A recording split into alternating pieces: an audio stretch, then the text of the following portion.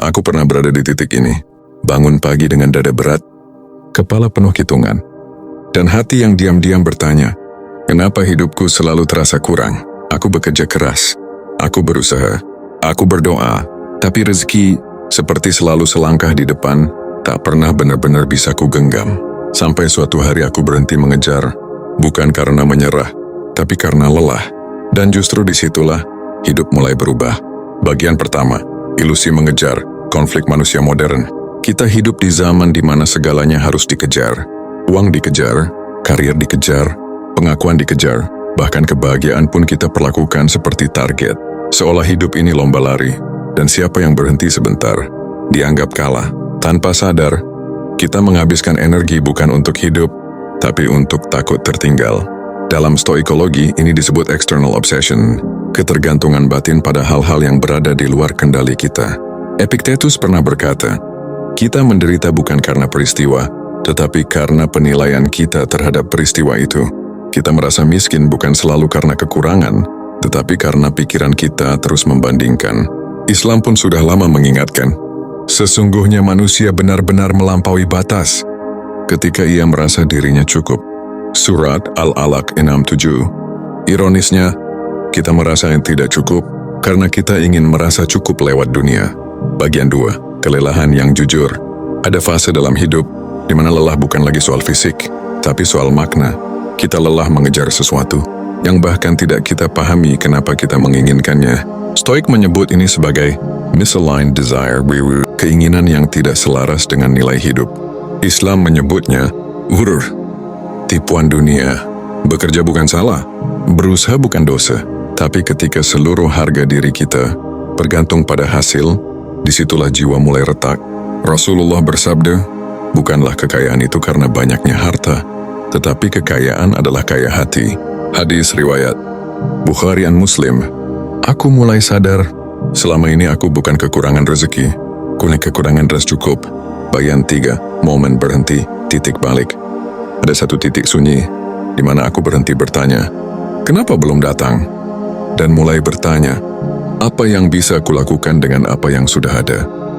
Dalam stoikologi, ini adalah praktik dichotomy of control. Fokus pada apa yang bisa kita kendalikan adalah melepaskan apa yang tidak.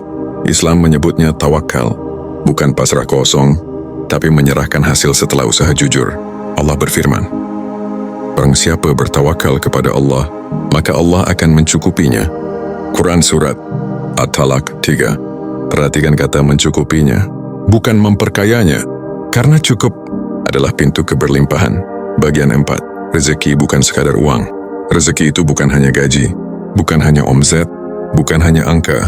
Rezeki adalah anradarayan, pikiran badan yang masih jernih, bita pemandam, tubuh yang masih mampu bangun, andrem orang yang masih peduli, waktu yang belum habis.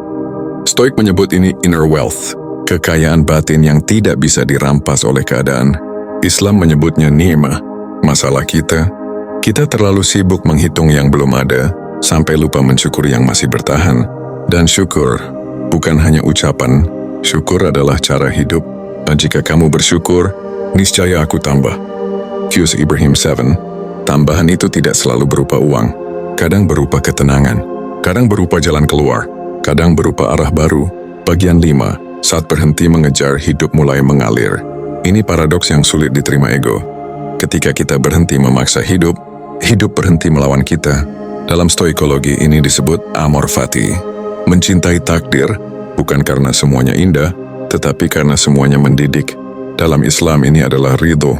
Ridha bukan berarti diam tanpa usaha. Ridha adalah berdamai dengan hasil. Dan anehnya, ketika hati sudah tidak lapar, rezeki justru menemukan jalannya sendiri. Bukan karena kita berhenti bekerja, tetapi karena kita berhenti takut. Bagian 6, mengapa rezeki terasa seret? Banyak orang bertanya, kenapa rezekiku seret? Jawaban jujurnya sering tidak nyaman, karena kita terlalu ingin mengontrol. Alsing dertang, terlalu takut kehilangan, kandi terlalu keras pada diri sendiri, terlalu jauh dari makna. Stoik mengajarkan, keinginan yang berlebihan adalah sumber penderitaan. Islam mengingatkan, Cukuplah kematian sebagai nasihat. Hidup ini singkat dan terlalu berharga untuk dihabiskan dalam kecemasan. Bagian 7. Mengundang kehidupan bukan memaksa. Berikut prinsip hidup yang mengubah segalanya. 1. Kerja dengan niat, bukan panik. 2. Berdoa dengan yakin, bukan menuntut. 3. Menerima hasil tanpa membunuh harapan. 4. Menghargai proses lebih dari hasil. Stoik akan menyebut ini virtue-based living. Islam menyebutnya ikhlaser. Bagian 8. Aku tidak mengejar rezeki. Aku masih bekerja. Aku masih berusaha. Aku masih bermimpi. Tapi aku tidak lagi menjadikan rezeki sebagai penentu nilai diriku. Dan sejak saat itu, rezeki datang tanpa aku kejar. Jika hari ini kamu merasa tertinggal, mungkin bukan karena kamu lambat. Mungkin kamu hanya lelah berlari ke arah yang salah. Berhentilah sebentar, tarik napas, dan dengarkan hidup. Jika narasi ini menemanimu bernapas lebih pelan malam ini, mungkin kita sedang berada di perjalanan yang sama. Di channel Nafas Baru, kita tidak mengejar jawaban cepat. Kita belajar bernapas ulang, menemukan makna, dan hidup dengan sadar. Jika kamu ingin berjalan lebih pelan, lebih dalam, dan lebih jujur pada diri sendiri, kamu boleh tinggal di sini. Klik subscribe, bukan karena kewajiban, tapi sebagai tanda kamu siap memberi dirimu nafas baru. Like jika hatimu merasa ditemani, komentar jika ada bagian hidupmu yang ingin kamu lepaskan malam ini. Kita tidak sendirian.